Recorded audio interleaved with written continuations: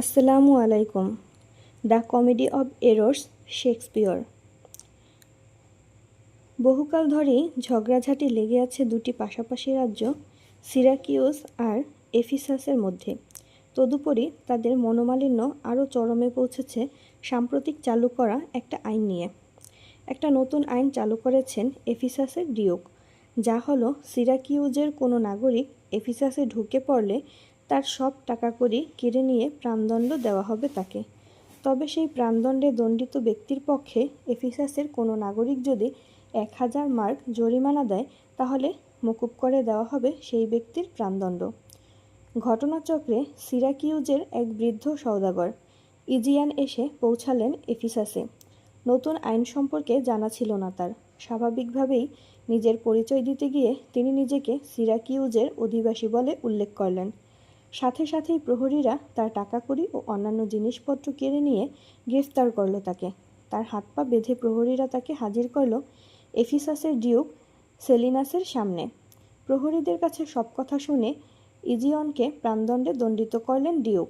তিনি আরও বললেন, সূর্যাস্তের আগে যদি কোনো নাগরিক তার জরিমানা স্বরূপ 1000 মার্ক মিটিয়ে দেয়, তবেই মকুব হবে ইজিয়নের প্রাণদণ্ড।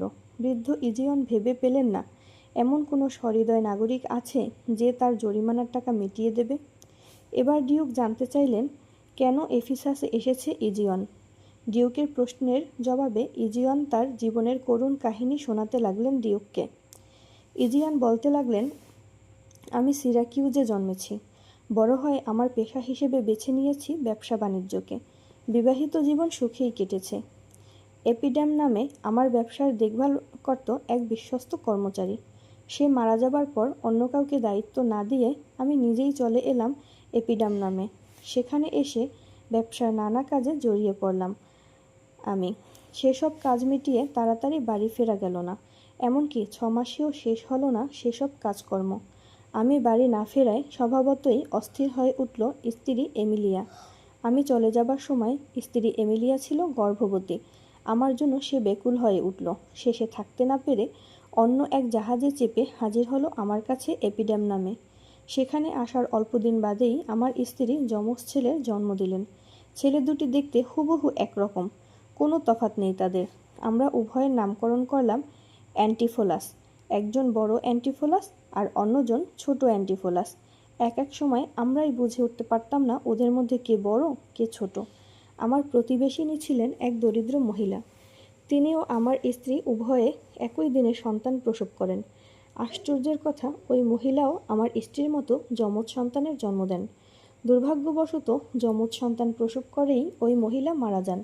ওই বাপমাহারা ছেলে দুটিকে আমি তখন নিজ বাড়িতে নিয়ে আসি। ভেবেছিলাম বড় হয়ে ওই শিশু দুটি আমার 2 ছেলের চাকরের কাজ করবে। মহামান্য ডিউক, আপনি বিশ্বাস করবেন কি না জানি না, আমার যমজ ছেলে দুটির মতো ওই শিশু দুটিও ছিল হুবহু একই রকম। আমি তাদের নাম দিলাম বড় ড্রোমিও আর ছোট ড্রোমিও।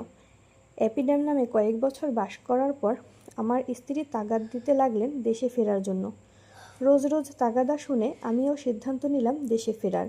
একদিন স্ত্রী এমিলিয়া, বড় অ্যান্টিফোলাস, ছোট অ্যান্টিফোলাস, বড় ড্রোমিও আর ছোট ড্রোমিওকে নিয়ে জাহাজে চেপে রওনা দিলাম দেশের উদ্দেশ্যে। 2 দিন 2 রাত নির্বিঘ্নে কেটে গেল জাহাজে। তৃতীয় দিন দুপুর থেকেই জটিল হতে লাগলো পরিস্থিতি। এক ফালি ঘন কালো মেঘ দেখা দিল আকাশের এক কোণে। কিছুক্ষণের মধ্যেই সেই এক টুকরো মেঘ ছেয়ে ফেলল সারা আকাশকে। সাথে সাথে শুরু হলো ঝড় বৃষ্টির দাপট। প্রতি মুহূর্তেই আমাদের মনে হচ্ছিল জাহাজটা যেন ভেঙে টুকরো টুকরো হয়ে যাবে। প্রকৃতির তাণ্ডবের হাত থেকে রক্ষা পেতে জাহাজের ক্যাপ্টেন আর মাঝি মাল্লারা ছোট ছোট নৌকা জলে নামিয়ে যে যেদিকে পারে পালিয়ে গেল।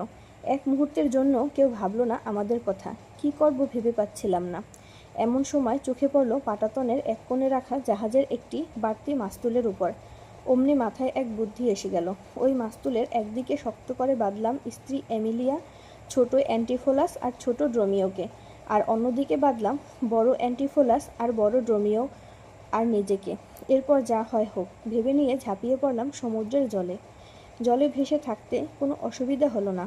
উদ্দেশ্যহীনভাবে আমরা ভেসে চললাম উত্তাল সমুদ্রের বুকে। ঝড়টা যখন সবে স্তিমিত হয়ে আসছে, সে সময় ঘটে গেল এক অদ্ভুত ঘটনা। ডুবো পাহাড়ে ধাক্কা খেয়ে মাস্তুলটা ভেঙে দুটুকরো হয়ে গেল। মুহূর্তের মধ্যে আমরা বিচ্ছিন্ন হয়ে গেলাম স্ত্রী এমিলিয়া, ছোট অ্যান্টিফোলাস ও ছোট ড্রোমিওর কাছ থেকে।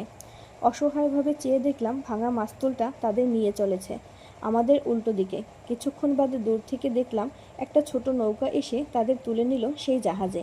কিছুটা আশ্বস্ত হলাম এই দেখে যে তারা জাহাজে আশ্রয় পেয়েছে।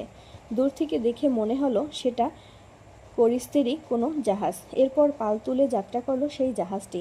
ধীরে ধীরে তা মিলিয়ে গেল দিগন্তের ওপারে। পরম করুণাময় ঈশ্বরের অসীম কৃপায় আমাদেরও আর বেশিক্ষণ জলে ভেসে থাকতে হলো না। ভাসতে ভাসতে কিছুক্ষণ পর আমরা এক জাহাজের সামনে এসে পৌঁছালাম। আমাদের দেখতে পেয়ে জাহাজের মাঝি মাল্লারা নৌকা নামিয়ে আমাদের তুলে নিল। ঝড় বৃষ্টি থেমে যাবার পর তারা আমাদের পৌঁছে দিল সিরাকিউজ বন্দরে। হে মহামান্য ডিউক, সেই থেকে আমি খুঁজে বেড়াচ্ছি স্ত্রী এমিলিয়া ও সেই শিশু দুটিকে, কিন্তু আজ পর্যন্ত তাদের দেখা পাইনি। এভাবে দিন কেটে যেতে লাগলো। আজ বড় অ্যান্টিফোলাস আর বড় ড্রোমিও উভয়ই পা দিয়েছে 18-য়। এখন তারা বলছে যে তারা বড় হয়েছে, এবার খুঁজতে বেরোবে মা ভাইদের। তারা যেখানেই থাক না কেন, আমার বিশ্বাস এমিলিয়া, ছোট অ্যান্টিফোলাস আর ছোট ড্রোমিও সবাই জীবিত আছে। বয়সের ভারে আমার দেহ মন খুবই ক্লান্ত, তাই ইচ্ছে সত্ত্বেও তাদের সঙ্গী হতে পারছি না আমি। এমনিতেই প্রিয়জনদের হারিয়ে আমার মন ভেঙে গেছে, তার উপর যে দুজন আছে তারাও যদি হারিয়ে যায়, সেই ভয়ে আমি শুরুতে রাজি ছিলাম না তাদের প্রস্তাবে। কিন্তু অভিযানের নেশায় তাদের রক্ত গরম, তাই আমার বারণ সত্ত্বেও পিছু হটল না তারা। শেষমেশ অনেক বুঝিয়ে তারা আমাকে রাজি করালো। এক শুভ দিনে বেরিয়ে পড়ল তারা। ওরা চলে যাবার পর প্রিয়জনকে ফিরে পাবার আশায় দিন কাটতে লাগলো আমার। দেখতে দেখতে পুরো 1 বছর কেটে গেল, তবুও ওরা ফিরে এলো না। এভাবে 1 বছর কেটে যাওয়ার পর আমার আর ধৈর্য সইল না। মনে হলো ওদের অনুমতি দিয়ে ঠিক কাজ করিনি আমি। বেপরোয়া হয়ে আমি তাদের খুঁজতে বেরোলাম জাহাজে চেপে। পাগলের মতো আমি ওদের খুঁজে বেড়ালাম এশিয়া, ইউরোপের দেশে দেশে, বন্দরে বন্দরে, কিন্তু কোথাও তাদের হদিস পেলাম না। হতাশ হয়ে একসময় দেশে ফেরার জন্য চেপে বসলাম জাহাজে। মাঝপথে কেন যে হঠাৎ এফিসাস বন্দরে নেমেছি তা আমি ভেবে উঠতে পারছি না। এদেশে যে এমন অদ্ভুত আইন চালু হয়েছে তা আমার জানা ছিল না। শহরে ঢুকতেই রক্ষীদের চোখে পড়ে গেলাম আমি। তারা আমায় বন্দি করে হাতকড়া পরিয়ে নিয়ে এলো আপনার দরবারে। তারপর যা ঘটেছে তা তো অজানা নেই আপনার, মহামান্য ডিউক। ইজিয়নের বেদনা ভরা জীবন কাহিনী শুনে খুবই ব্যথা পেলেন ডিউক। তিনি বললেন, দেখো সওদাগর ইজিয়ন, তোমার জন্য আমি সত্যিই খুব দুঃখিত, কিন্তু দেশের প্রচলিত আইন ভেঙে তোমাকে মুক্তি দেওয়া আমার ক্ষমতার বাইরে। তবে তোমার মানসিক অবস্থা বিবেচনা করে পুরো 1 দিন সময় দিলাম। হয়তো এই এফিসাস নগরে তোমার এমন কোনো আত্মীয় বন্ধু আছে যে জরিমানার টাকা জমা দিয়ে তোমায় খালাস করে দিতে পারে। এই বলে কারাধ্যক্ষকে ডেকে ডিউক আদেশ দিলেন, একে কারাগারে নিয়ে যাও আর শহরের নাগরিকদের জানিয়ে দাও এর প্রাণদণ্ডের কথা। যদি কোনো সহৃদয় নাগরিক এর জরিমানার টাকা দিতে রাজি হয়, তাহলে একে ছেড়ে দিতে আমার কোনো আপত্তি নেই। ডিউককে অভিবাদন জানিয়ে কারাধ্যক্ষ ইজিয়নকে নিয়ে গেলেন কারাগারে। আসুন এবার আমরা ফিরে তাকাই অতীতের দিকে। 18 বছর আগে ঝড় বৃষ্টির সময় যে মাঝি মাল্লারা এমিলিয়া, ছোট অ্যান্টিফোলাস আর ছোট ড্রোমিওকে জাহাজে তুলে নিয়েছিল, তারা সবাই ছিল আদতে জলদস্যু। জাহাজ এফিসাস বন্দরের ভিত্তি তারা তাড়িয়ে দিল এমিলিয়াকে। তারপর তারা ছোট অ্যান্টিফোলাস আর ছোট ড্রোমিওকে চড়া দামে বিক্রি করে দিলে এক ধনী যোদ্ধার কাছে। সেই যোদ্ধা ছিলেন এফিসাসের ডিউকের ঘনিষ্ঠ আত্মীয়। একদিন আত্মীয়ের বাড়িতে বেড়াতে এসে ডিউকের নজর পড়ল সেই শিশু দুটির দিকে। প্রথম দেখাতেই তার মায়া জন্মে গেল শিশু দুটির উপর। আত্মীয়টি যে দামে শিশু দুটিকে কিনেছিলেন তার চেয়ে অনেক দাম দিয়ে তিনি তাদের নিয়ে এলেন রাজপ্রাসাদে। সেখানেই তারা মানুষ হতে লাগলো। লেখাপড়ার সাথে সাথে তারা মল্লবিদ্যাও শিখতে লাগলো। ওরা একটু বড় হবার পর ডিউক তাদের যুদ্ধবিদ্যাও শেখালেন। অল্প দিনের মধ্যেই যুদ্ধবিদ্যায় পারদর্শিতা দেখালেন ছোট অ্যান্টিফোলাস। তখন ডিউক তার সেনাবাহিনীতে সৈনিকের পদে নিয়োগ করলেন তাকে। অল্প দিনের মধ্যেই ছোট অ্যান্টিফোলাস তার অসাধারণ দক্ষতা দেখিয়ে ডিউকের রাজসভায় স্থায়ী আসন অর্জন করল। ক্রমে ক্রমে সে ডিউকের প্রিয়পাত্র হয়ে উঠল। এরপর ডিউক ছোট অ্যান্টিফোলাসের বিয়ে দিলেন শহরের সম্ভ্রান্ত ধনীর মেয়ে অ্যাড্রিয়ানার সাথে। অ্যাড্রিয়ানা যেমন সুন্দর দেখতে তেমনি গুণবতী। বিয়ের সময় তার শ্বশুর ছোট অ্যান্টিফোলাসকে একটি সুন্দর বাড়িও যৌতুক হিসেবে দিলেন। অ্যাড্রিয়ানা তার নিজের অবিবাহিতা ছোট বোন লুসিয়াকে এনে রাখল নিজের কাছে। কাজের দরুন ছোট অ্যান্টিফোলাস যখন বাইরে থাকে সেই সময়টা বড় বোন অ্যাড্রিয়ানাকে সঙ্গ দেয় লুসিয়া। সাহায্য করে ঘরদোর গোছাতে। বড় বোন অ্যাড্রিয়ানার মতো লুসিয়াও অসাধারণ রূপসী, রূপবতী স্ত্রী আর শ্যালিকাকে নিয়ে সুখে স্বচ্ছন্দে দিন কাটলেও মনে শান্তি নেই ছোট অ্যান্টিফোলাসের। মার কথা মনে পড়লেই সে যেন কেমন আনমনা হয়ে যায়। সবসময় কেঁদে ওঠে তার মন। কি অদ্ভুত এই নিয়তির খেলা! মৃত্যুদণ্ডে দণ্ডিত বন্দি ইজিয়ান জানেন না যে তার ছেলে ছোট অ্যান্টিফোলাস আর পালিত পুত্র ছোট ড্রোমিও রাজার হালে দিন কাটাচ্ছে এই শহরে বসে। কি বিচিত্র এই নিয়তির লীলা খেলা! বৃদ্ধ সওদাগর ইজিয়ানকে কারাগারে নিয়ে যাবার কিছুক্ষণ বাদে একটি জাহাজে সে ভিড়ল এফিসাস বন্দরে। সেই জাহাজে ছিল ইজিয়নের ছেলে বড় অ্যান্টিফোলাস আর বড় ড্রোমিও। জাহাজ থেকে নামার আগে এক সহৃদয় ব্যক্তি বড় অ্যান্টিফোলাসকে জানালো এফিসাসের নতুন আইনের কথা, এবং সে এও বলল রক্ষীদের প্রশ্নের জবাবে বড় অ্যান্টিফোলাস যেন না বলে যে সে সিরাকিউস থেকে এসেছে। এফিসাসের নতুন আইন অনুযায়ী কোনো সিরাকিউসবাসী সেখানে এলেই তার প্রাণদণ্ড হবে। কথা সে প্রথম জানতে পারল সেই যাত্রীর কাছ থেকে। এবার মালপত্র নিয়ে তারা নেমে পড়ল ডাঙায়।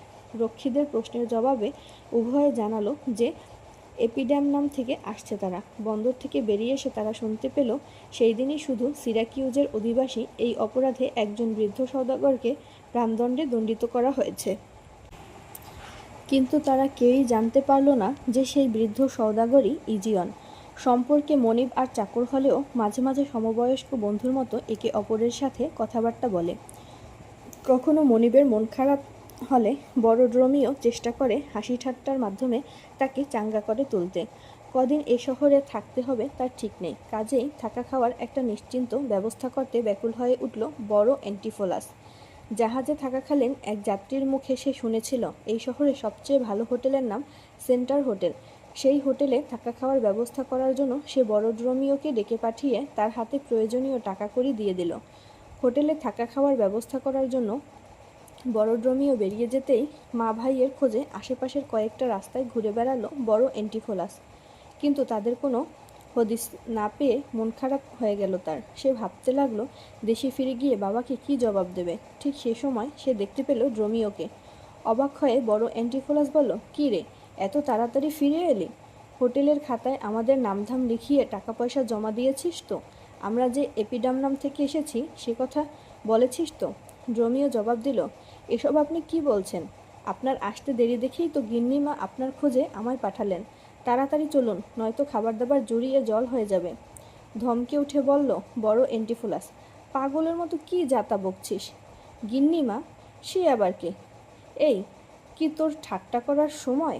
বাহ, বেশ বলেছেন তো, বলল ড্রোমিও। আমাদের গিন্নিমা মানে আপনার স্ত্রী আর সুন্দরী শ্যালিকা আপনার সাথে খাবে বলে সেই কখন থেকে অপেক্ষা করে বসে আছে। তাদেরও তো ক্ষুধা তৃষ্ণা আছে, সে কথা কেন ভুলে যাচ্ছেন? ধমকে উঠে বলল বড় অ্যান্টিফোলাস, এখানে এসে তোর খুব বার বেড়েছে তাই না? আরে আমি বিয়ে করলাম কবে যে আমার বউ আর শ্যালিকা অপেক্ষা করে বসে থাকবে? আর দেখ, দুপুর হতে চলল, এখন এসব রসিকতা আর ভালো লাগছে না। এখন বল, হোটেলে ঘর ভাড়া নিয়েছিস তো? ঘরে আলো হাওয়া ঢোকে তো? টাকা পয়সা জমা দিয়েছিস? উভয়ের চড়া গলার কথাবার্তা শুনে কিছু কৌতূহলী মানুষের ভিড় জমে উঠল তাদের চারপাশে। তাদের দিকে এক পলক তাকিয়ে আপন মনে বলে উঠল, ড্রোমিও, এই আবার কি ফ্যাসাদে পড়া গেল? মনিবের কি মাথা খারাপ হয়ে গেল? সে মনিবের দুহাত ধরে বলল, বিশ্বাস করুন, আমি আপনার সাথে ঠাট্টা তামাশা করছি না। মনে হচ্ছে আপনিই বরং আমার সাথে ঠাট্টা তামাশা করছেন। সে যাই হোক, আপনি খাওয়া দাওয়ার পাটটা আগে মিটিয়ে ফেলুন, নইলে বাড়ির কারো খাওয়া হবে না। এ কথাটা কেন আপনি বুঝতে পারছেন না? দোহাই আপনার, এবার বাড়ি চলুন। গিন্নিমা আপনার জন্য। আবার বলছিস গিন্নিমা? হতভাগা, আমার সাথে ইয়ের কি হচ্ছে? বলেই সবার সামনে ড্রোমিওকে বেশ কয়েক ঘা লাগিয়ে দিল বড় অ্যান্টিফোলাস। মার খেয়ে একটি কথাও না বলে চোখ মুছতে মুছতে ড্রোমিও ফিরে গেল গিন্নিমার কাছে। কেঁদে কেঁদে গিন্নিমাকে শোনালো ড্রোমিও কিভাবে সবার সামনে রাস্তার মাঝে সে মার খেয়েছে মনিবের হাতে। সব শুনে বেজায় রেগে গেল অ্যাড্রিয়ানা। সে ধরে নিল তার স্বামী অন্য কোনো মেয়ের প্রেমে পড়েছে। চাকরকে সান্ত্বনা দিয়ে বলল, অ্যাড্রিয়ানা, মনিবের হাতে মার খাবার জন্য তুই দুঃখ করিস না ড্রোমিও। আমি কথা দিচ্ছি, উনি ফিরে এলেই এর একটা হ্যাস্তন্যস্ত করে তবে ছাড়ব। পাশ থেকে অ্যাড্রিয়ানার ছোট বোন লুসিয়ানা বলে উঠল, দেখতে পাচ্ছি শুধু তোর বর নয়, তোরও মাথা খারাপ হয়েছে। আচ্ছা, তোর বর যদি সত্যি অন্য কারো প্রেমে পড়ে থাকেন তাহলে কি তিনি সে কথা স্বীকার করবেন? দেখ, ওভাবে কাজ হবে না। এবার আমি যা বলি তা মন দিয়ে শোন। চল, ওদের হাতে নাতে ধরতে আমরা এখনই বেরিয়ে পড়ি, ঘাড় ধরে নিয়ে আসি তোর বরকে। যদি দেখি সে কোনো সর্বনাশীর সাথে ফষ্টি নষ্টি করছে, তাহলে সবার সামনে তার চুলের মুঠি ধরে বেশ কয়েক ঘা লাগিয়ে দিবি, যাতে অন্যের সাথে প্রেম করার শখ চিরদিনের মতো মিটে যায়। অ্যাড্রিয়ানার মনে ধরল ছোট বোনের কথা। সে তখনই তার সাথে বেরিয়ে গেল স্বামীর খোঁজে। সবার সামনে ড্রোমিওকে মারধর করার জন্য মনটা বেশ খারাপ লাগছে অ্যান্টিফোলাসের। সে সোজা চলে এলো সেন্ট্রাল হোটেলে। দেখল তার অপেক্ষায় দাঁড়িয়ে আছে ড্রোমিও। সে বলল মনিবের কথা মতো ঘর ভাড়ার টাকা সে আগাম জমা দিয়েছে। এই তো আমার কথা মতো কাজ করেছিস, বলল অ্যান্টিফোলাস। তাহলে কিছুক্ষণ আগে কেন বলছিলি গিন্নিমা অপেক্ষা করছে, তাড়াতাড়ি বাড়ি না গেলে খাবার ঠান্ডা হয়ে যাবে? এইসব আজেবাজে কথা। ড্রোমিও আশ্চর্য হয়ে গেল এসব কথা শুনে। এ ধরনের আজেবাজে কথা সে মোটেও বলেনি। টাকা জমা দেবার পর হোটেল থেকে সে একদম বাইরে বের হয়নি। ঠিক সে সময় লুসিয়ানাকে সাথে নিয়ে অ্যাড্রিয়ানাও এসে হাজির সেখানে। রাস্তার লোকজনকে জিজ্ঞেস করে সে জেনেছে চাকরকে মারধর করার খানিক বাদেই তার স্বামী সোজা এই হোটেলে এসে ঢুকেছে। সবাইকে শুনিয়ে অ্যাড্রিয়ানা জোর গলায় বলল তার স্বামীকে, কি করেছো তুমি? কেন রাস্তার মাঝে সবার সামনে ড্রোমিওকে মারধর করছো? তাকে নাকি বলছো তোমার বিয়েই হয়নি, আর হোটেলে থাকবে বলে টাকা জমা দিয়েছ? আমায় ছুঁয়ে বলো তো এসব সত্যি কিনা? আমি এমন কি দোষ করেছি যার জন্য তুমি আমায় ত্যাগ করে বাড়ি ছেড়ে চলে যেতে চাইছো? বলতে বলতে অ্যাড্রিয়ানার দু চোখ জলে ভরে গেল। অ্যাড্রিয়ানার অভিযোগ শুনে বেশ ঘাবড়ে গেল অ্যান্টিফোলাস। সে ভেবে পেল না কিভাবে এই অস্বস্তিকর পরিস্থিতি থেকে মুক্তি পাবে। সে ঠান্ডা মাথায় অ্যাড্রিয়ানাকে বোঝাতে চাইল যে সে তার স্বামী নয়, একজন পর্যটক মাত্র। একটা বিশেষ প্রয়োজনে সে এসেছে এফিসাসে, তার এখনও বিয়েই হয়নি। নিজের কপাল চাপড়ে আক্ষেপের সুরে বলল অ্যাড্রিয়ানা, এই সেদিনও বিয়ের পর তুমি আমায় কত ভালোবাসতে, আদর সোহাগ করতে। এগুলো তো সামান্য কদিন আগের ঘটনা, আর এখন তুমি বলছো কিনা তোমার বিয়েই হয়নি। নিশ্চয়ই কোনো মেয়েছেলের নজর পড়েছে তোমার উপর, তাই আজই নাচেনার ভান করছো। পুরুষগুলোর স্বভাবই এমন, কখন কাকে মনে ধরে তার ঠিক নেই। এরপর ছোট বোনের দিকে তাকিয়ে অ্যাড্রিয়ানা বলল, আমার অবস্থাটা একবার ভেবে দেখ লুসি। যে মেয়ে মানুষ স্বামীর ভালোবাসা পায় না, তার মতো অভাগী আর কেউ নেই। বলতে বলতে কান্নায় ভেঙে পড়ল অ্যাড্রিয়ানা। এবার সত্যিই মুশকিলে পড়ে গেল অ্যান্টিফোলাস। সে অ্যাড্রিয়ানাকে যতই বলে যে সে ভুল করছে, ততই কান্না বেড়ে যায় অ্যাড্রিয়ানার। এবার চাপা স্বরে অ্যান্টিফোলাসকে ধমকে বলে উঠল লুসিয়ানা, আচ্ছা আপনি কী ধরনের লোক বলুন তো? সেই তখন থেকে কী সব ছেলে মানুষই শুরু করেছেন? না হয় মানছি আপনার বিয়ে হয়নি, আর বিয়েও আপনাকে করতে হবে না। দয়া করে এবার বাড়ি চলুন। সেই কখন থেকে আপনার খাবার সাজিয়ে বসে আছে দিদি। আমাদেরও তো ক্ষুধা তৃষ্ণা পায় নাকি? আমরা রক্ত মাংসের মানুষ নই। লুসিয়ানার দিকে তাকিয়ে অ্যান্টিফোলাস বলল, তোমার দিদি? তাহলে তুমি কে? ভগ্নিপতির কথায় এই প্রথম ধাক্কা খেল লুসিয়ানা। সে অবাক হয়ে বলল, কি বলছেন আপনি? তার মনে প্রশ্ন জাগলো, সত্যিই কি অ্যাড্রিয়ানের মতো তাকেও চিনতে পারেননি অ্যান্টিফোলাস? সে হেসে জবাব দিল, আমি আপনার আদরের শ্যালিকা লুসিয়ানা। আমার শ্যালিকা বললেই হলো আর কি। লুসিয়ানার দিকে তাকিয়ে গলা চড়িয়ে বলল অ্যান্টিফোলাস, আরও আমার বলে এখনো পর্যন্ত বিয়েই হয়নি। ঠান্ডা মাথায় তাকে বোঝাতে লাগলো, লুসিয়ানা, বেশ মেনে নিলাম আপনার বিয়ে হয়নি, কিন্তু তার আগে দয়া করে একবার বাড়ি চলুন। এত বেলা পর্যন্ত সবাই না খেয়ে আপনার জন্য অপেক্ষা করে আছে। রান্না খাবার দাবারও পচে নষ্ট হবার জোগাড়। আপনিই বলুন না কেন, এসব কি ঠিক হচ্ছে? লুসিয়ানার প্রস্তাবে সায় দিয়ে বলল ড্রোমিও, কর্তা তাই চলুন। ওরা যখন এত করে বলছেন, তখন ওদের বাড়ি গিয়ে রান্না করা খাবারগুলো খেয়ে নেওয়া যাক। রেগে গিয়ে ড্রোমিওর দিকে তাকিয়ে অ্যান্টিফোলাস বলল, ও তুইও ওদের দলে ভিড়েছিস? এমন একটা আকর্ষণ ছিল যা শুরুতেই আকৃষ্ট করেছে তাকে। অনেক চেষ্টা করেও সেই চুম্বকের আকর্ষণ থেকে নিজেকে মুক্ত করতে পারছে না অ্যান্টিফোলাস। বেশ, তবে চলো, বলে উঠে দাঁড়ালো অ্যান্টিফোলাস।